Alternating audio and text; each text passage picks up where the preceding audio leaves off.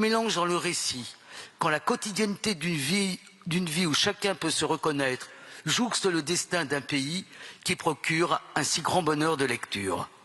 C'est donc pour moi un immense honneur de vous remettre le prix spécial du livre politique.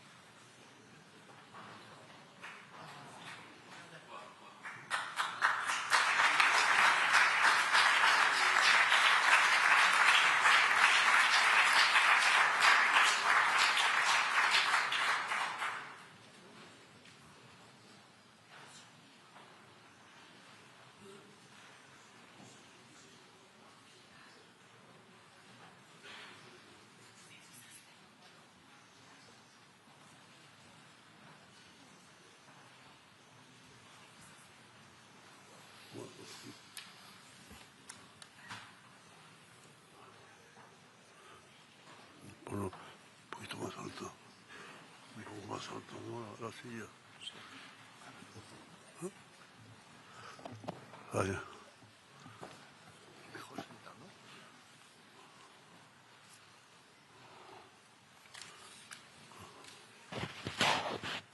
Pardon.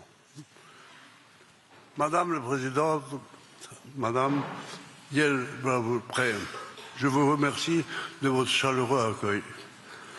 Mes remerciements aussi, Madame Luce Perrault, de m'avoir convié à cet événement. Madame Annette Bivolka, je suis très honoré pour votre discours. Permettez-moi de vous répondre.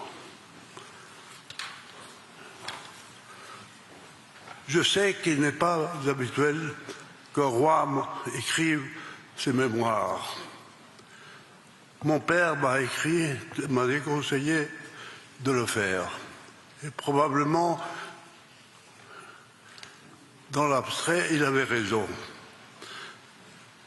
Mais notre vie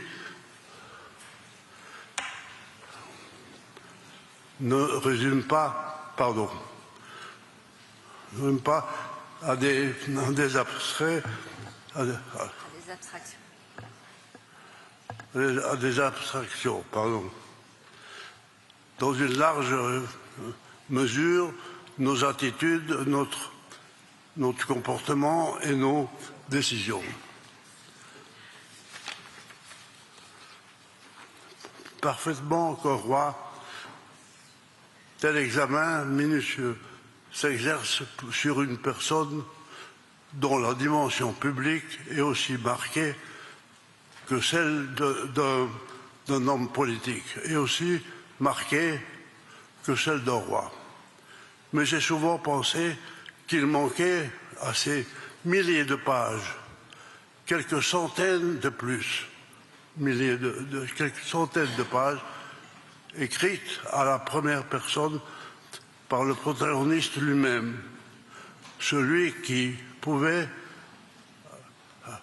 apporter le plus de connaissances sur lui, sur ce qu'il a fait et sur pourquoi il l'a fait, c'est-à-dire, modestement, moi-même. Un personnage qui connaît les risques liés à l'entreprise d'écrire et de publier des mémoires sur lui-même et sur son action en tant que chef d'État d'un vieux pays européen qui, précisément parce qu'il est vieux, sait se montrer hyper critique envers presque tout, et d'autant plus envers celui qui a exercé pendant plus de 40 ans sa plus haute magistrature. Mais les risques s'accompagnent souvent d'opportunités et savent les mettre en valeur, et un art dans lequel on réussit parfois et que l'on se trompe, on se trompe d'autres fois.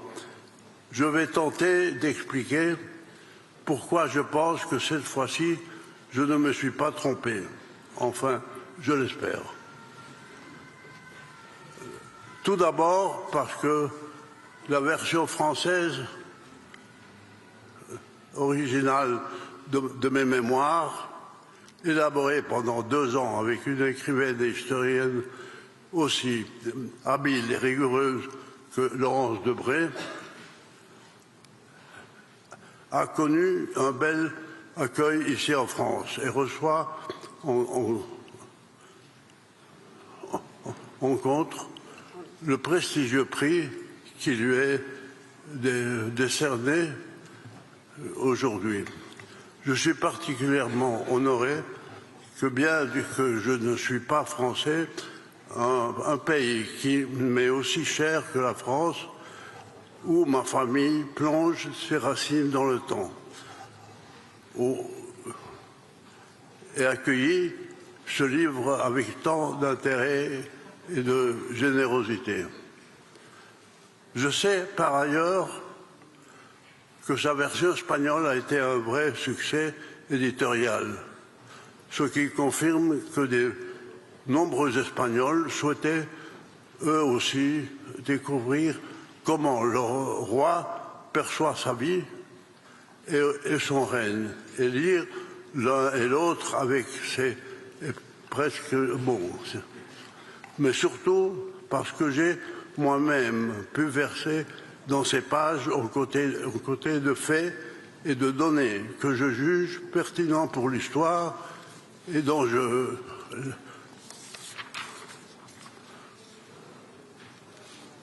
suis légitimement fier, des émotions, des sentiments et des espoirs qui appartiennent à mon histoire personnelle, tout comme la faiblesse et les erreurs que j'ai pu commettre en tant qu'être humain et dont je ne peux pas être fier. Tout cela fait partie de ma vie et je sens que cela appelait à être partagé publiquement en toute liberté. C'est ce que j'ai fait et j'en suis très fier. Je n'ai pas choisi par hasard le titre de mes mémoires. Réconciliation. Je pense que c'est le mot qui résume le mieux la principale réussite de ma vie politique. Avoir initié et encouragé la réconciliation de l'Espagne avec elle-même après une longue dictature et une guerre civile. Après, en la conduisant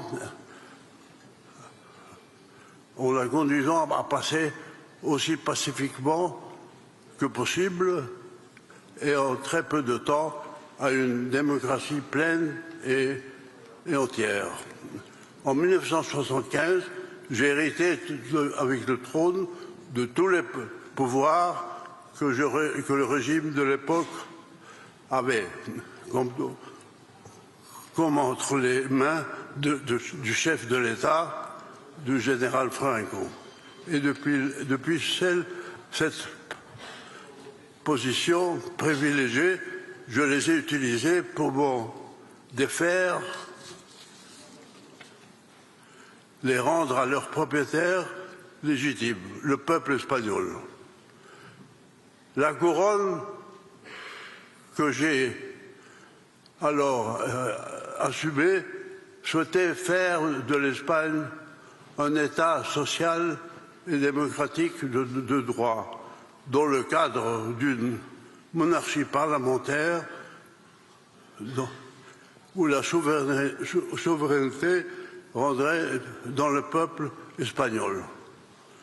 Ce changement, qui représente une rupture radicale par rapport au système institutionnel antérieur a été consacré dans l'article 1er de la Constitution plébiscitée en 1978. Une constitution qui a doté aux Espagnols d'institutions démocratiques et d'un cadre de liberté et de droits qui ont favorisé le progrès de l'Espagne dans les domaines.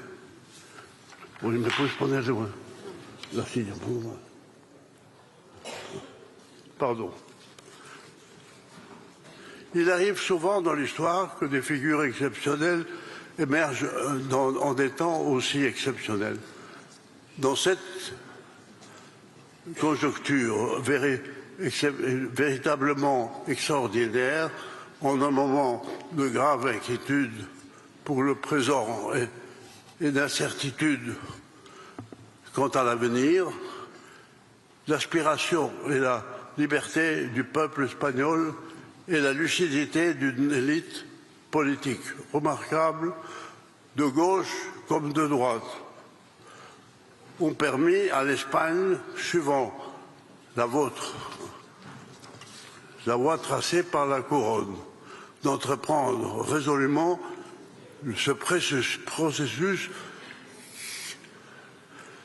que nous connaissons sous le nom de la transition, qui a ouvert les portes de mon pays à la liberté et à la démocratie et l'a remplacé et l'a placé au sein de la communauté internationale à la place qui lui revenait. J'ai toujours eu, depuis mon enfance, que ma destinée coïncidant avec ma vocation, le service de mon pays. Aujourd'hui, je regarde en arrière, le présent ne m'accable pas, même parfois, je l'avoue, il peut m'attrister. Je suis conscient que nul est prophète dans son pays et qu'il a toujours des jugements divers sur presque tout. Mais moi, qui ai toujours eu clairement à l'esprit que la démocratie, le respect des droits de l'homme et le progrès de la société espagnole étaient les objectifs pour lesquels je devais toujours œuvrer. J'ai voulu faire état dans mes mémoires ma fierté de voir comment l'Espagne s'est transformée de manière radicale et positive à tous les niveaux, au cœur de mon règne. Et je pense que c'est précisément ce témoignage personnel qui est reconnu par ce prix spécial du livre politique. Je suis très reconnaissant et touché de le recevoir aujourd'hui parmi vous, à l'Assemblée nationale. Je vous en remercie. Et pardon, mais...